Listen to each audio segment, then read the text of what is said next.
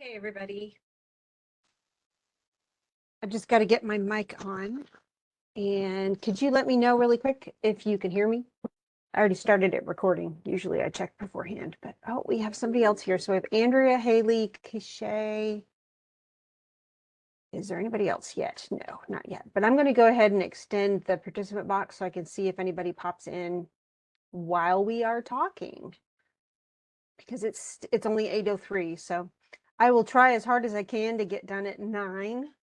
And we'll do our best, but we are behind because obviously last Thursday we did not chat, and that's because we were all busy being, recovering from being blown around all Wednesday. So I hope everything was okay for you guys. I know we had one tree that snapped, like half of it broke in half, and then the top half kind of bent over and hit another tree, but that's as much as, except for tons and tons of brush, and then being out of power, that's pretty much all we had. We had our power back Friday. Yeah, like mid-afternoon we got our power finally back. What about you guys? Were any of you hit?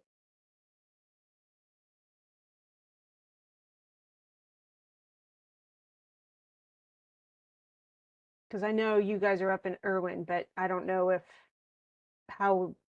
I know that we have some counties that were just blasted, and even parts of northern Florida that were absolutely demolished, but Valdosta was hit pretty hard. And you can just enter in the chat if you want. You can also unmute yourself and talk, remember, at any point. Oh, so you guys probably went somewhere else. Actually, we had several people who went north, and then some of them have returned, but some still haven't. I don't have that luxury. I don't have any house up north, so, and I don't have any friends. No, I'm kidding. That's silly. Okay, but let's talk about, I know that last time, 2 weeks ago, we talked about shooting an elephant. So we got through, essentially, we've discussed the first 3 short stories, but let's talk. So I just essentially skipped to where I knew we hadn't yet talked about. So we're going to try to look at Desiree's Baby, and then what are the Treasure in the Forest, which shouldn't take too long because it's more self-explanatory. And then hopefully we'll be able to spend most of our time on The Horse Dealer's Daughter, or at least half of the time today. So let's talk about Desiree's Baby first. Can any of you tell me what other short story Kate Chopin also wrote, which we have actually read in this class? And you can type it into chat, remember, or you can turn on your mic, and then turn it back off or whatever. It's up to you. So what was the other story that Kate Chopin wrote? Because it does have some bearing on all of this.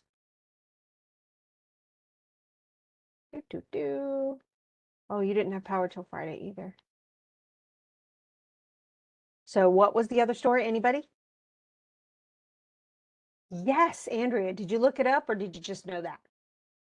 It doesn't matter. The truth is, though, yes, she wrote Story of an Hour. Kate Chopin was actually, she wrote a lot of stories that are along these kinds of veins. A lot of stories about relationships and certainly about class structure, especially where she lived near New Orleans. She was part of the upper class society. She lost her husband when she was pretty young. She had children, but she was a widow very young, and never remarried. And then finally, she wrote a lot of short stories, some of which weren't published until long after her death. But she published a novel called The Awakening, which is actually a good book. I thoroughly enjoyed it. But it's about a woman who doesn't lose her husband, but essentially decides her husband's she just doesn't want to do it anymore. And she doesn't want to fit into the stereotypical societal role anymore. And so she just doesn't. And it's actually along the lines that there are a lot of similar books written at about the same time, even in other countries. Madame Bovary is often compared to it. Yes. And it's by Gustave Flaubert, but obviously a French novel, but it's about a woman who kind of like gets married and thinks that she's essentially settled and is bored and starts having an affair with some guy and doing all sorts of other stuff. And then Anna Karenina in Russian, it's a Russian novel.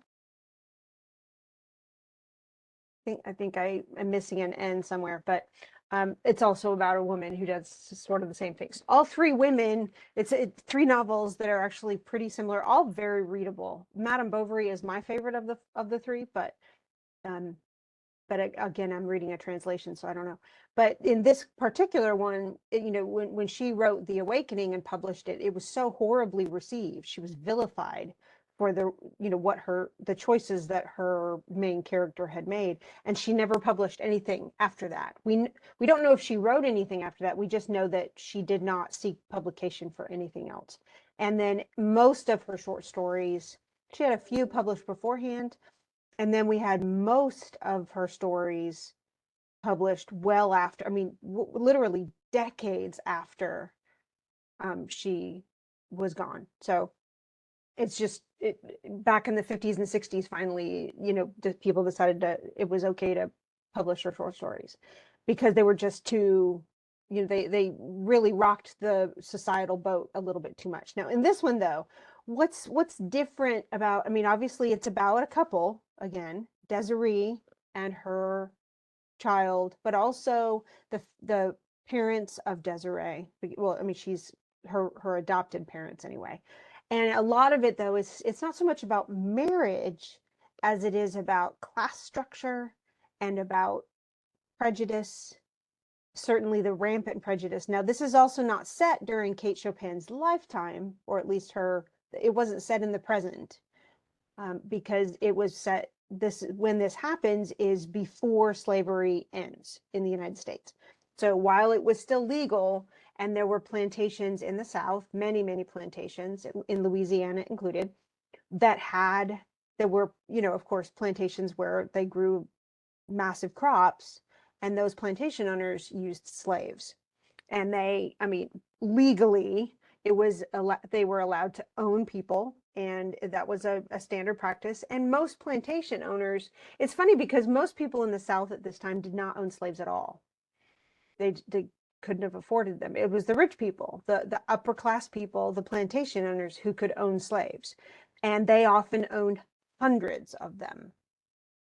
And so it was just a common practice. And there are other things that would happen that were common. And we actually have diaries from wives, for instance, of plantation owners who kept diaries on the sexual exploits of their husbands and how many slaves their husbands had essentially gotten children by. And those children, because they were born of slaves, legally were slaves. And very often the plantation owners would sell those slaves, those children, their own kids, biologically their children, to other plantations so that they wouldn't be surrounded by their own children. Some of them kept them, and it just made more slaves, but they didn't very few even considered treating those children as, recognizing those children as theirs, mainly because the children looked like slaves.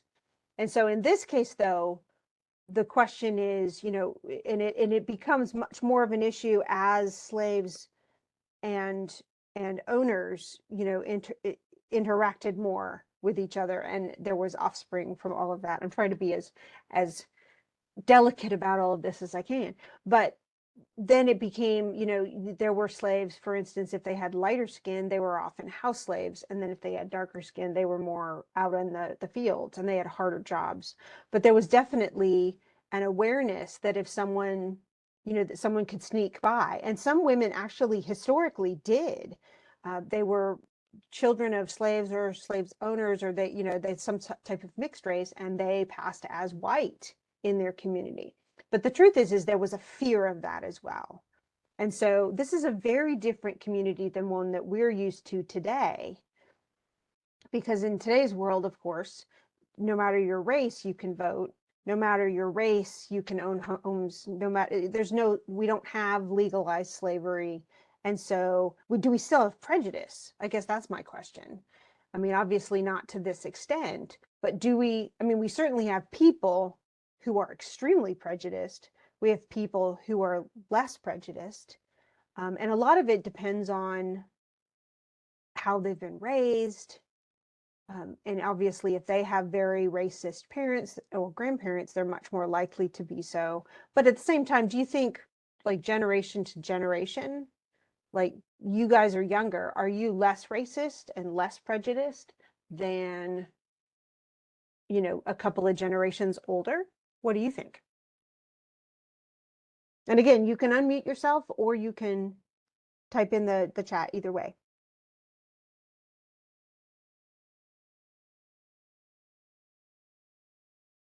Okay, so you think we are less racist? I mean, I tend to, oh, Rachel, I didn't even see Rachel come in. Yay.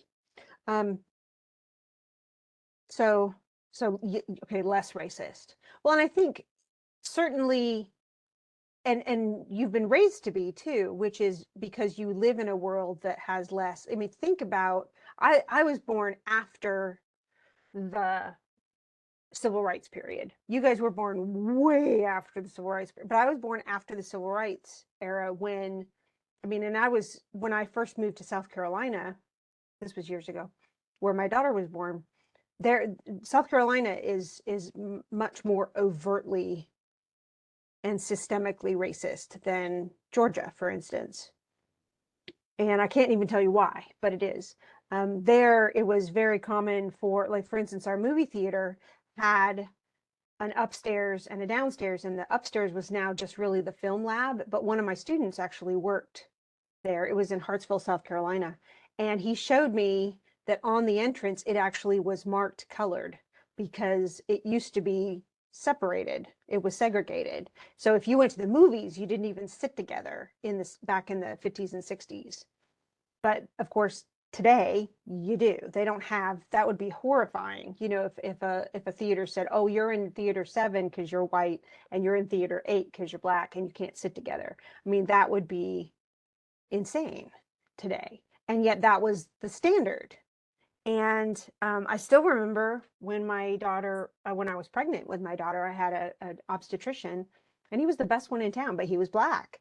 And people were horrified that I was going to a black doctor because I was white. But he was such a good doctor. And I was so grateful that I'd gone, so I didn't, but they were, even the people in the office, the secretaries would assume I was going to the white doctor in the office instead of him. And I would correct them every time. So it's weird, but it's, the truth is some of that's still prevalent, yes. But we live in a world now where the laws back up people being equal, and where much of what was standard back then, the early 1900s was not, was that's the way they lived. That's not the way we live today. And I'm really grateful for that. And you guys will further push it, I hope, so that more and more, as the generations go, we will be more and more equal, because we still have a ways to go. But in this case, though, we're way back. So let's go backwards. Oh, almost 200 years, maybe. I mean, it could be 200 years. But we're dealing with a woman, Desiree, and then we have Madame and Monsieur Valmont, and they're all French Creole. So there's some French, in here, but mostly it's written in English. And then the other big character is Armand Aubigny. Now, Armand is the owner of a plantation. His dad was the owner of that plantation and he inherited it. And what about his mom? Where's she from? Armand's mom. Because parents matter in this. So it even says he was brought to his plantation from Paris at 8 years old after his mother had died in Paris. So she was from Paris and they lived in Paris. Now did any of you get struck a little bit strangely by the fact that he came to live with his dad when he was 8 years old, but until then, he and his wife had been separate. His wife lived in Paris and he lived in Louisiana, which is a far place. I mean, it's far away. This is not like, oh, well, it's a 2-hour drive. No, it is a huge boat ride. and many months of travel to get from one to the other. And yet she had the boy. Until she died, Armand may not have even seen his father, or at least not since he was a baby. But his father takes him in once mom is gone, and he moves to Louisiana. But he's, his father is well known. He's been a plantation owner for a long time. Now, what about Desiree? What's her parentage? Where's she come from?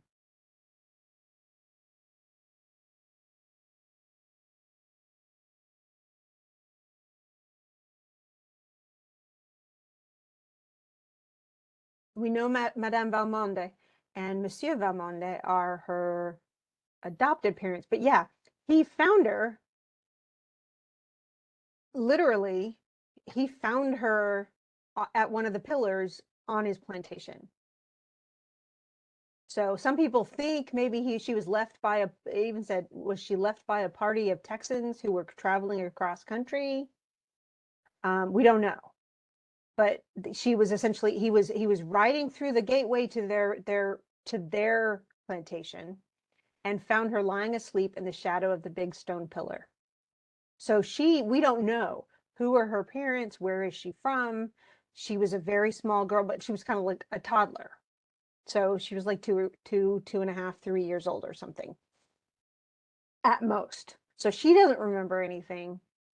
But the Valmondes, because they don't have children, Madame doesn't care. She doesn't care where she came. She sees her as, Desiree had been sent to her by a beneficent providence. So God had sent her to be the child of her affection. And the both parents just love her, dote on her, raise her beautifully. And she's a sweet girl. She's beautiful and gentle, affectionate, and sincere. And they loved her. Of course, then she is beautiful, and so one day Armand just riding by, dun, dun, dun, dun, dun, dun, dun, when she's, and actually, 18 years after, I guess she's like 19, 20, 21 at the most when he sees her. Now that's pretty young, but at that time, that's not that young. I mean, it sounds as if, that her parents haven't necessarily thrown her out in society and said, let's go get you married. But Armand, who's a neighbor, happens to see her. He's riding by and he instantly falls in love with her. That was the way all Aubigny's fell in love, as if struck by a pistol shot. And so we assume that's how his dad fell in love with his mom. Same thing. Instantaneous love at first sight. So, and it even says the wonder was that he had not loved her before, for he'd known her since he was 8, when he was brought over from mom. That's when we find out about where his mother had died. Okay, so he falls in love with her instantly, and then Monsieur Valmont, though, says, okay, before you get into this and want to marry her, let me tell you, we don't know where she came from. Okay, so he's telling, and that suggests too that a lot of plantation owners, rather like upper class society in Europe, care about where you came from, who's your family, what is your lineage. And in the United States, that's not very common. Like, we tend to meet each other's families, when we're dating and stuff like that, but we're not like, oh, so how much does your father make?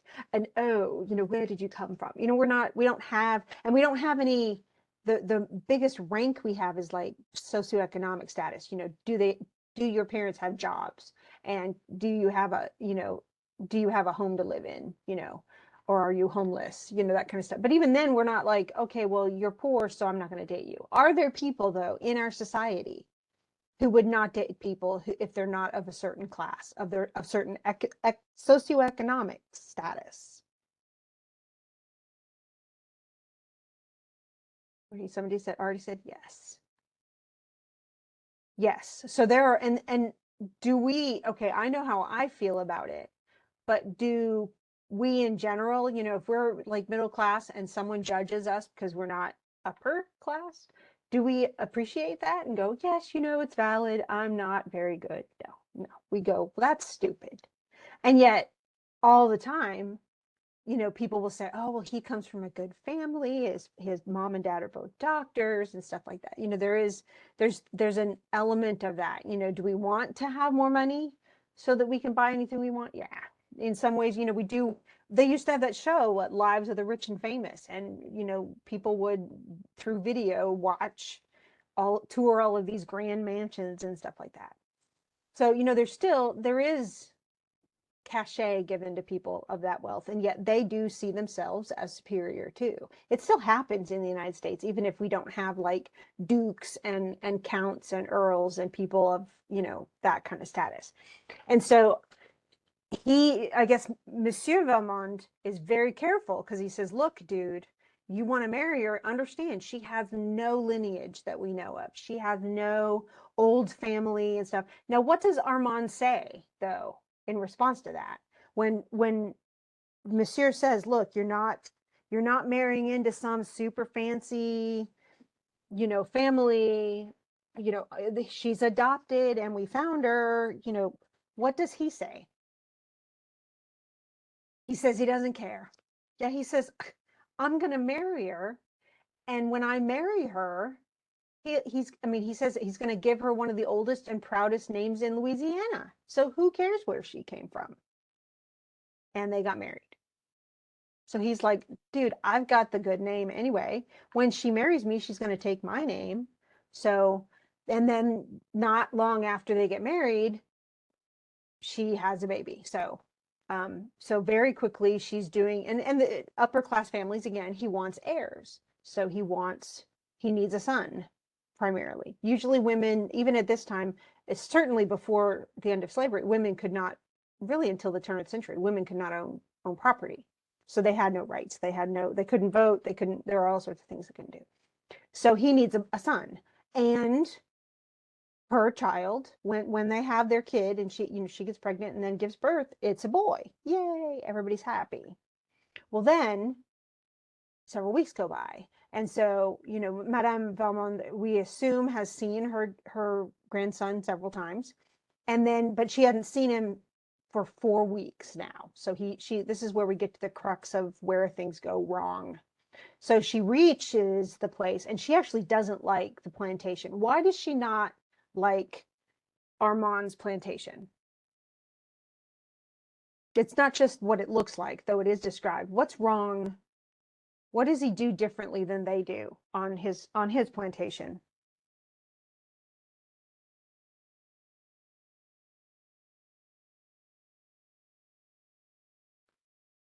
Yes. Yes. Who said that?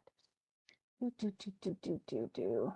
Yes, Andrea. I mean, so it's a slave plantation, and he uses extensive numbers of slaves. So he has a lot of slaves.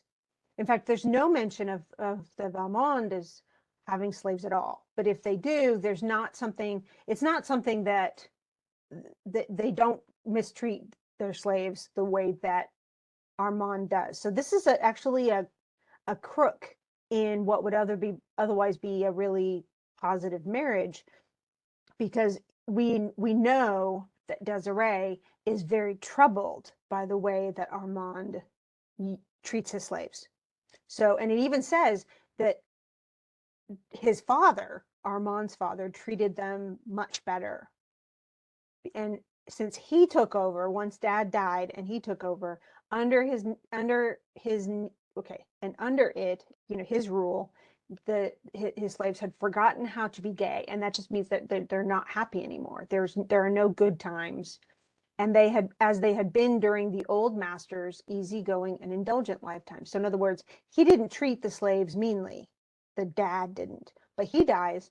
Armand takes over, and he is strict and mean. And so he punishes them a lot. And the truth is legally a slave owner could beat a slave to death and have no recourse because of the way the laws worked, which is horrible. I mean, at this time, though, we have what's called the rule of thumb. Have you guys ever heard of the rule of thumb? I'll just type it in over here. The rule of thumb is, and it's no longer in existence, but it was. I think it ended around the turn of the century, around 1900. The rule of thumb was that a man could beat his wife and or children to death, and do so without with impunity, without being called to carpet for it, as long as he didn't beat them with anything bigger than the size of his thumb. So the stick couldn't be bigger in its circumference or whatever than his thumb. That's true. Okay, you can look it up and you'll go, what?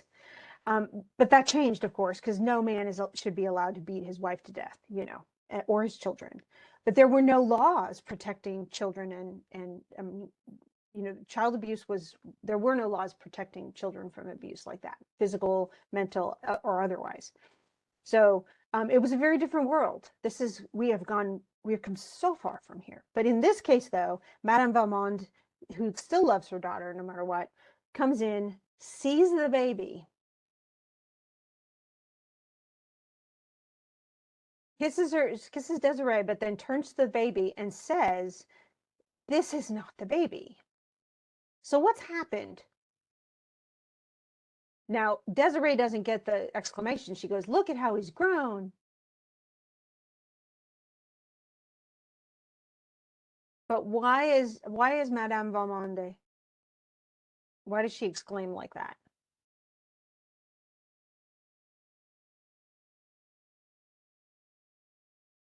What is she noticing? And this is actually pretty common with babies. Babies often, just like most babies have blue eyes when they're born, a lot of babies have lighter skin when they're born, and then their skin darkens over time. Just like your hair. My daughter's hair came in, because my husband's Hispanic. And so my daughter's hair came in shocking black. I mean, it was so dark when she was born. Then it all fell out, and came light brown hair. And then later on, and now it's quite dark brown, but it's not black anymore. My husband's hair is black.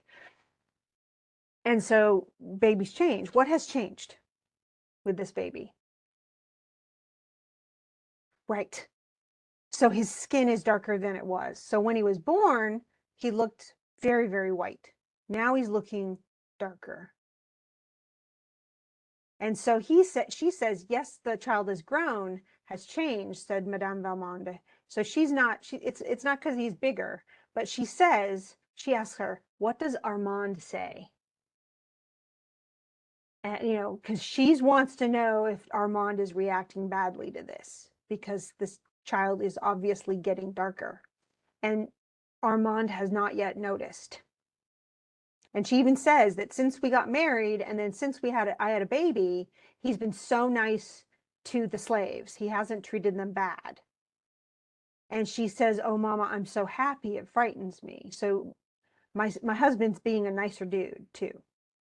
So he's being a lot less cruel than he was to the slaves. But then the baby gets to be about 3 months old, and Desiree wakes up and feels like, okay, something is off. My husband is acting weird. What's her husband doing? The husband's not like he'd come and see her and talk to her and give her kisses on her face and kiss the baby and stuff like that. But then she realizes that there's been an awful change in her husband's manner, and she's afraid of him. So she can't ask him why he's acting differently. So when he speaks to her, and you can tell these are really perceptive, because sometimes we know when somebody's angry because they're not looking at us straight in the face. Sometimes we know when they seem to be avoiding us, or we only talk about like surface things. We don't really talk about anything deep anymore. It's almost like they're getting estranged. They're acting like strangers. He's no longer being affectionate. But he doesn't just do that. He doesn't just not look at her. He also stays away from home as much as possible. And even when he's home, he doesn't go in and see her. And he starts to treat the slaves horribly again. Really, really horribly. So it says the very spirit of Satan seemed suddenly to take hold of him in his dealings with the slaves. And Desiree realizes her husband has changed dramatically, and she doesn't know why, and she's very upset. And then finally, she gets it. So first comes Madame Valmond. She's the first one to notice, wait, the child's skin is getting darker. Then Armand notices and he instantly starts treating her differently, but he doesn't bring it up. He just treats her differently. And then finally Desiree notices, wait a second, his skin looks like he looks dark. He looks like he's of mixed race. Oh no. And so she essentially goes, where does she go? She goes straight to her husband. Well, no, first she writes her mom because she's afraid to go to her husband. So she's looking at her husband and well, she's looking at the baby and her husband walks in the room. And she says, Armand, what does this mean? Look at our child. What does it mean? Tell me. And he says, he first won't say anything. And then she demands, tell me what it means. And he says, it means, he answered lightly, that the child is not white. It means that you are not white. Now, technically, if she's of mixed race, she is part white, and we have these whole partial things, like how much, like my grandmother is Native American and I look so not Native American. I just don't. I look like my grandfather's, who was German, his mom is what everybody says. So, but my older sister has dark brown hair and brown eyes.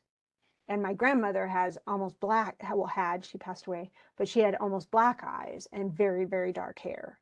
And so, but I just don't have any of that. It doesn't show up in my genes. So, it doesn't show up on my face. I don't look Native American. And so it's like, how Native American are you? How Hispanic is my husband? How, what do my kids look like? It's all this kind of stuff. But to him, any slave blood, this is Armand, any slave blood at all means she's not white.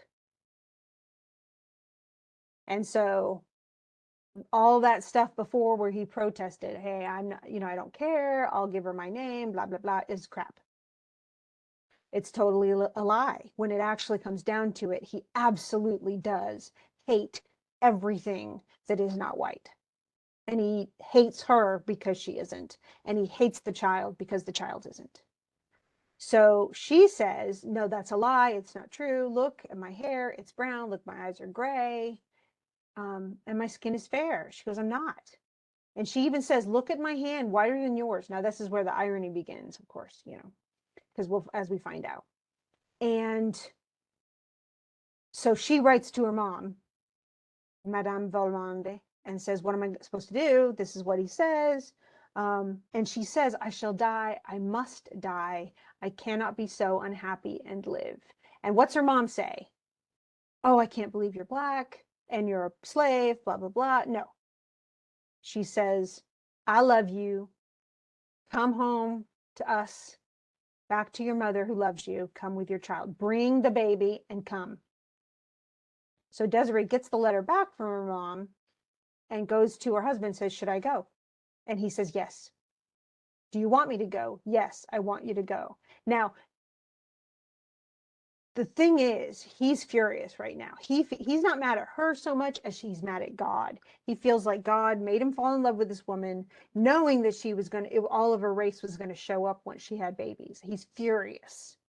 He feels like God hates him because of, and in some ways he's miserable, but he's making her miserable. Now, what does Desiree do? Does she go to her mom and live there happily ever after?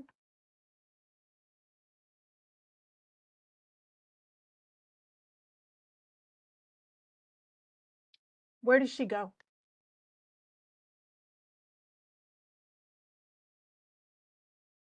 She does not go to her mother, no. And this is where they don't tell you, but you can kind of you can figure out what happened to her. So she took the baby. So she, as soon as he said goodbye, go, she said goodbye, Armand. He did not answer her. Didn't even acknowledge that she'd said it. She goes, finds the baby, and then walks down the steps, walked away under the live oak branches, leaves the house, no suitcase, no preparation, didn't even put on a coat or a hat or anything, nothing. It was an October afternoon. The sun was so it's sunset out in the still fields she can see in the fields that there are slaves picking cotton. Desiree had not changed the thin white garment nor the slippers which she wore. So she is wearing her night clothes, essentially. Her hair was uncovered, and the sun's rays brought a golden gleam from its brown meshes. She did not take the broad beaten road which led to the far off plantation of Valmonde. So she didn't even get, she could have ridden in a carriage and gone, but no, she just walks. She picks up the baby in her night clothes and just walks out into the field where the stubble bruised her tender feet, so delicately shod, and tore her thin gown to shreds. She disappeared among the reeds and willows that grew along the banks of the deep, sluggish bayou, and she did not come back again. So what happened to her?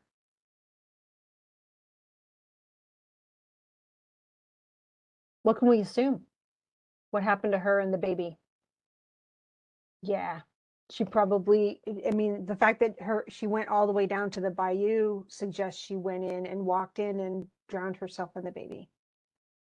No, we don't know. It doesn't say for sure, but she never came back.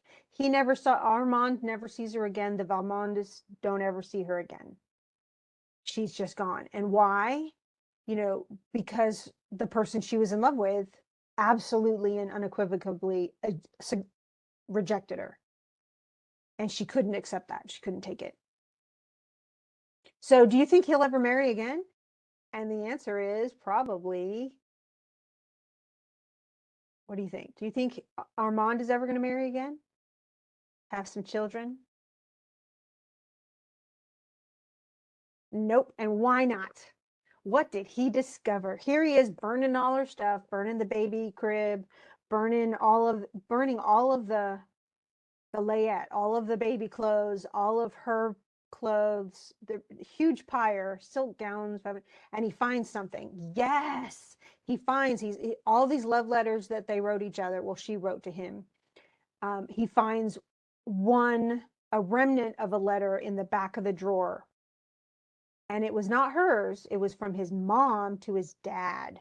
And she says, but above all, night and day, I thank the good God for having so arranged our lives that our dear Armand will never know that his mother, who adores him, belongs to the race that is cursed with the brand of slavery. So his mom, living in France,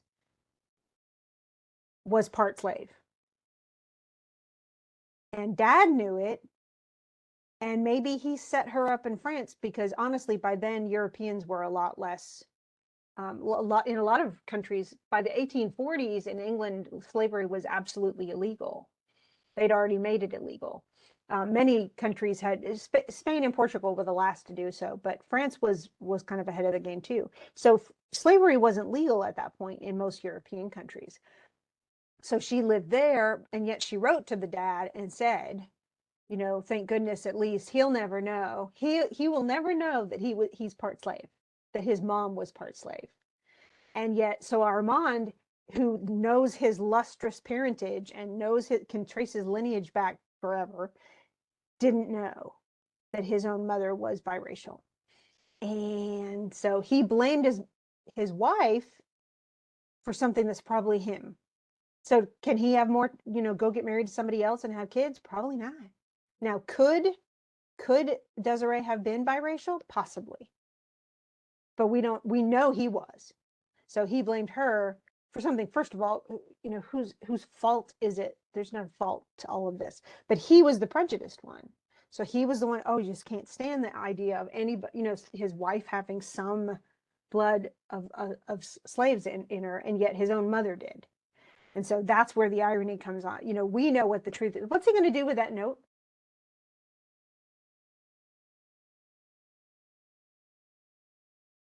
Is he going to show people, oh my goodness, is he going to write yeah, he's going to burn it. He's going to get rid of it. He doesn't want anybody to know. And he will never marry again, and he will never have children because he doesn't want any of those people to find out. The chances are high that he will have another child that looks biracial. And remember, back to what she said. Remember, she says, you're darker than I am, when she's trying to protest that she's not part slave. She says, look, my skin's lighter than yours. And it is because he is the one who's biracial. So, the truth is what does it essentially create? All of this happened because he was prejudiced. Had Armand not been such a racist and been such a creep to slaves and seen himself as so superior to people of that race, he would not have made himself, his wife, and his children utterly miserable. Essentially, he destroyed his wife and child because of his prejudice, and the rest of his life is going to be miserable, and it's his choice. He's chosen this because of this. He'd rather be prejudiced than be loving and caring and compassionate. It's more important to him to do that, which is kind of awful when you think about it. Okay, so let's talk about, let's see if I can find it. Okay, the treasure in the forest. We're going to talk about briefly. Now, this is also dealing with a level of racism, is it not? And I spent way too much time on Desiree's baby. I am sorry, man. I will help, hopefully make it up. But this one, what was the racism that it was dealing with? And yet it's dealing with other stuff too. But what racism are these two main characters, Evans and Hopper? Evans and Hooker. First of all, who are they? Where do they come from? Obviously, they speak English.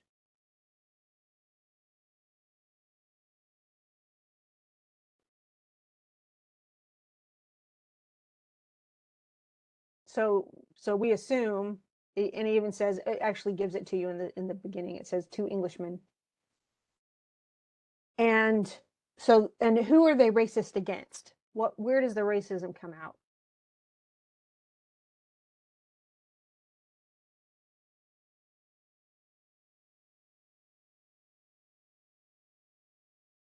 I'm just looking to see if anybody's entered anything in the chat. Right. So they're actually not where they normally are. They're off in the distance, away from England, and yet they come upon essentially several Chinese people sitting together. And we don't know this because right now they're already on their exploration to go and find this treasure out in this deep dark woods. But they find out about the treasure from this overhearing essentially a bunch of Chinese people talking to each other. One guy is essentially telling the other ones, hey, I've got this, I wrote this map out, but I've hidden this gold ingot. And they're speaking essentially English, I guess you can kind of call it pidgin English or something, but they're speaking English because they all speak different languages. Even though they're all in China, China is actually, it's huge, first of all, but there are a lot of different languages within Chinese population. So Mandarin is probably the most spoken language, but a lot of them speak a bunch of different languages, just like in, Africa, lots of people speak different languages. Even in the United States, predominantly we speak English, and yet we have a lot of people who speak Spanish. Some who speak predominantly Spanish and English is their second language. We have a lot of people, though, who are from other countries as well, and many people speak several languages. So in this case, though, just to understand each other, they're speaking English, and that allows these two Englishmen to overhear them talking about this treasure and these gold ingots, these big bars of gold that they have hid. This one guy has hidden essentially out, using a map. Now, what do once they find out about this treasure? How do they get a hold of the map? And we hear this, they don't tell us right at the beginning. It comes through in little bits. In fact, it's when where is it? It's when he's actually going through and dozing. That's, see right here where he's actually been paddling in. So they're exhausted. They've been paddling through this area trying to find the right spot since they got the map. But he says they heard the secret that was being presented. And let's see, I'm just gonna delete let's close out for a second. So it says they supposedly a Spanish galleon from the Philippines had run aground and its treasure had been buried. And so that's what the man's talking to the other men about. And Chang Hai, that's the man who is telling the other ones about the treasure. He happened upon the treasure, and they'd been hidden for 200 years. He deserted his, that's actually a boat, the junk, and reburied them with infinite toil, single-handed but very safe. And he laid great stress on the safety. So he buried them secretly, but then he made this map. How did they get hold of the map?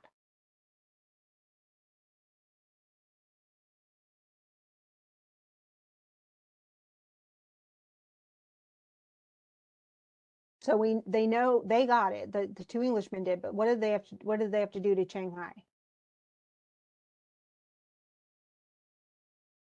So they caught him and they killed him. Yeah. He took Shanghai by the pigtail. Um, and yet he was grinning. They were talking about essentially they were going to get the treasure, and he grinned at them. And so that grinning was really, it was essentially he was kind of like mixing it all in his dreams as he's ruminating, but that gives us the information. So both people work together to kill the man. Now, why didn't they not feel bad about killing this guy for the treasure? Why neither one of them sound guilty? Like, oh, I feel so bad. Think about how much guilt the police officer felt in shooting an elephant because he shot the elephant, and how guilty he felt afterwards. Like, oh, I shouldn't have done it, and yeah, and I did it for the wrong reasons. Do they have any of that kind of regret? Oh, we shouldn't have done it, and that poor guy that we killed. And if anything, their justification is, well, they're superior because he was Chinese. And so it's they should get it because they, and ha ha ha, they overpowered him and took it. Ha ha ha. And there's absolutely no regret. There's no guilt. There's no nothing. Now, why was the China, once we actually get to this very odd place, we find out why the person who hid this, why um, why he was smiling. So why was he smiling? We get little clues here and there. Okay, so it's all very short. One thing too, I have to remind you guys, and you probably don't know it, H.G. Wells wrote The Time Machine.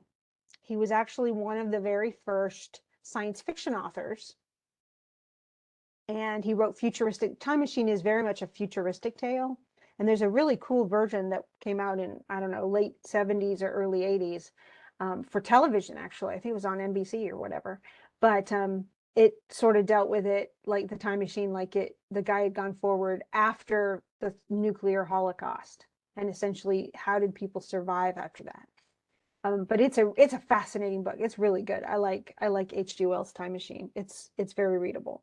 But in this case, he's describing this whole new place that none of us have ever been, and certainly these two Englishmen haven't been to. And so we get little hints that there's something wrong as we're going through these details, because, for instance, they find a body, right?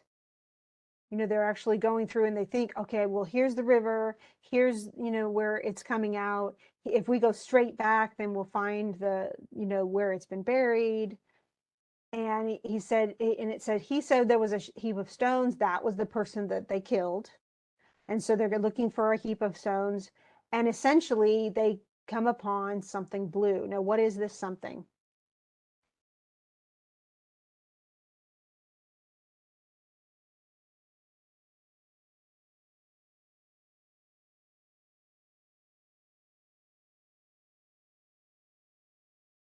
What did they find out near where they find the buried treasure? What is there? What is the something blue?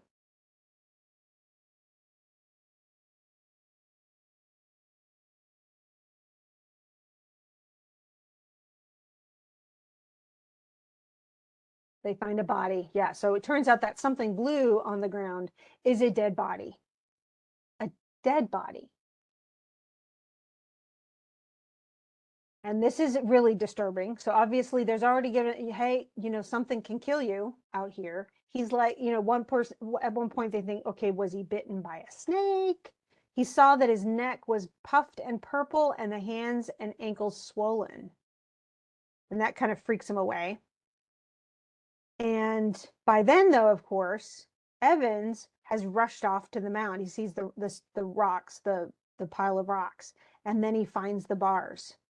This is Evans. So we have Evans and then Hooker. Evans goes in and immediately starts digging up the yellow bars. He bent down in the hole and clearing off the soil with his bare hands, hastily pulled one of the heavy masses out. Here's another clue. As he did so, a little thorn pricked his hand. He pulled the delicate spike out with his fingers and lifted the ingot. But he's been pricked by a thorn, and this is a clue. So, and meanwhile, Hooker's still at the dead body. And he says, do you think he was, some poisonous snake killed him? And he's looking around like, is there a poisonous snake around me? But he's actually looking, he's not jumping to conclusions and jumping ahead. But Evans is greedy. So he wants, and, they were greedy enough to kill the poor man to get the map. And now they're going to rush in and do all sorts of things. And then Hooker is like, he's disturbed by the body. Now think about it this way. And this story always reminds me of this. If you ever decide, I'm going to, climb Mount Everest, I'm going to be one of those people who climbs to the highest point on the earth. Well, to do so, and maybe you don't know this, maybe you do, to do so, you have to walk past hundreds, literally hundreds of dead bodies. Because if you go up there, it's so cold and there's so little oxygen, it's really easy to die. If you die, they can't bring your body home.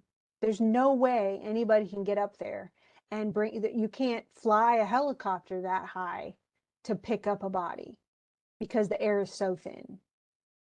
And so to climb Mount Everest, you have to actually walk by all the people who failed in their attempt to climb Mount Everest. And so in this case, it's almost like they're a warning. For me, I see a dead body in the snow, I'm like, turn around, let's go home. I don't want to die. It's not worth it to me. And it's very expensive. I think it costs like $50,000 now to be led up, have a guide take you up Mount Everest. And the truth is, statistically, 10% of the people who attempt to climb Mount Everest die.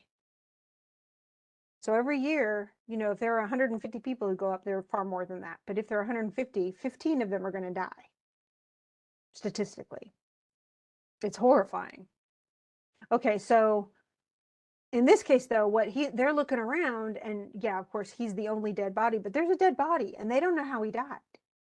And yet, what's the other guy doing? Hooker's looking at the body going, okay, whoa, his face is swollen, his hands are swollen, all this stuff is going on. Meanwhile, Evans has essentially already gotten himself killed because in reaching in with his bare hands to get those gold ingots, he's been pricked by a thorn. And that thorn is highly toxic. It's like a poison dart. And then Evans says, he's like, what's wrong with you, Hooker? Because he keeps looking at the dead body. And Hooker's like, well, let's get the gold out. And so he's helping carry the coat with the ingots in it. And Evans is trying to carry it too, but he's like, man, he goes, I can't, my arms ache still with that paddling. And he says, I have to rest. And he has to put the coat down. Evans can't carry it. It's already affecting him. And his face was white, little drops of sweat stood out on his forehead. And he's been pricked twice, actually. He's already had 2. Hooker is just looking at Evans and going, what? You look weird. Something's wrong. And Evans is starting to breathe really bad. He goes, and Hooker's like, what's wrong with you? Evans stumbles, and then with a sudden curse, he flings the coat from him. He stood for a long moment staring at Hooker, and then with a groan clutched his own throat. So he's choking. It's probably anaphylactic shock. And he actually slips down the stem of the tree until he crumples in a heap at its foot. And his hands were clenched convulsively. and he's in pain. And Evans is like, don't touch me. Go put the gold back on the coat and just get the gold, essentially. So even though he's dying, he is ordering Hooker, get the coat and put the gold in it, and let's get the gold, because he's still, all he's thinking about is the gold. And Hooker goes and essentially is going for the gold, and then he gets pricked, right? So as Hooker handled the ingots, he felt a prick on the ball of his thumb. He looked at the hand and saw a slender thorn, perhaps 2 inches in length. And just as he does that, Evans rolls over.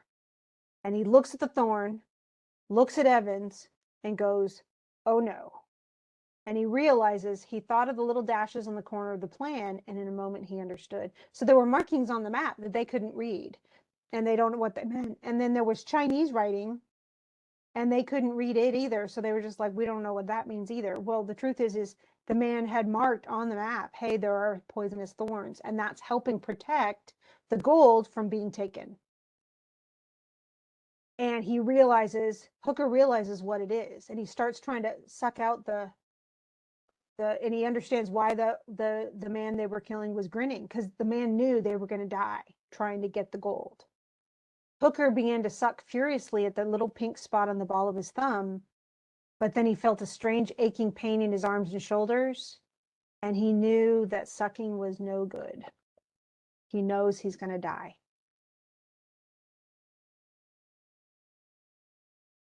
And he watches Evans die, and then he knows he's going to, because I mean, had they not killed, first of all, why did they kill him? Not just prejudice. Why did they kill this man? And we'll end there, because what was the number one thing that, sure, they had prejudice, kind of like Armand did in the other story, but what was their downfall here? What's the lesson? Obviously, don't murder people, and read maps carefully. Yeah, don't be greedy. And it's not worth it. Is it worth it to go and search for gold ingots and die in getting there? No. And the next people that come, same thing's going to happen. If they find the map somehow, or they get there somehow by other means, they're just going to die. So, the fact that they rushed in, that they did this so haphazardly, that they cared so little about human life to kill another person to get the map, it's their greed. Yeah, they were killed by their own greed. And so that's kind of where we're ended. Now, we won't have time. I really was hoping to get to Horse Dealer's Daughter, but it's not going to happen. So we will have to deal with that next time. And if I have to, we only have 2 readings for this week. So hopefully next week we'll be able to go through things. I might have to set up another chat. I'm just not sure, because I want to make sure we get to everything, but it's really hard to cover more than 2 stories in an hour session. So I will let you know, though, if I decide to make it so that we meet on like a Tuesday morning or something like that, at least for a couple of weeks, so that we can, or I might just do a lecture and without you guys and just record it and post it. So I can also do that. Do you guys have any questions before we go? If not, I will see y'all. I have written down who was here. I know that one person had to leave. Haley had to leave. But